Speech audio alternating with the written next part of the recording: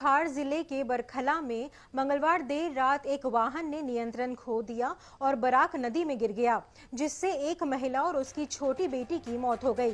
मृतकों की पहचान हेलेना बेगम बरभुइया और उनकी बेटी जन्नतारा बेगम के रूप में हुई है। खबर के मुताबिक हेलेना के पति रईसुद्दीन कल रात मेडिकल परामर्श के लिए अपनी पत्नी और बेटी के साथ ऑल्टो वाहन से सिलचर गए थे। वापस बरखला मोहनपुर में अपने घर लौटते समय वाहन ने अचानक नियंत्रण खो दिया और नदी में गिर गया।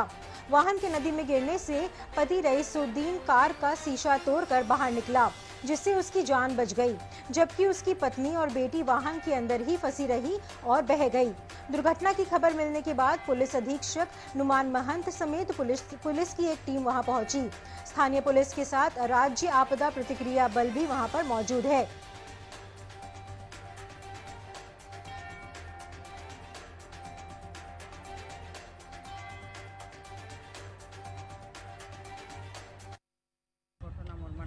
দুর্ঘটনা হয়েছে।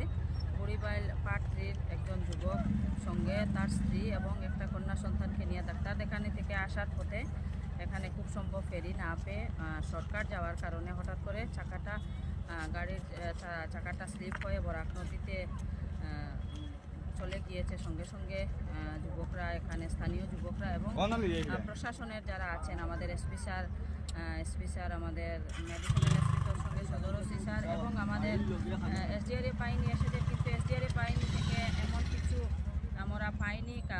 ওরা অনেক চেষ্টা করেছে কিন্তু একজ্যাক্ট গাড়ির লোকেশনে যেতে পারেনি।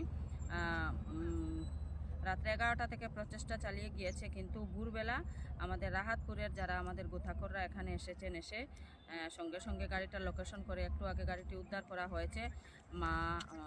মা সহ কন্যা সন্তানের ডেড বডি উদ্ধার করা হয়েছে এবং শিশুটির বয়স মাত্র 13। অতি মর্মান্তিক একটা দুর্ঘটনা। এই দুর্ঘটনাটা মেনে নেওয়া যায় না।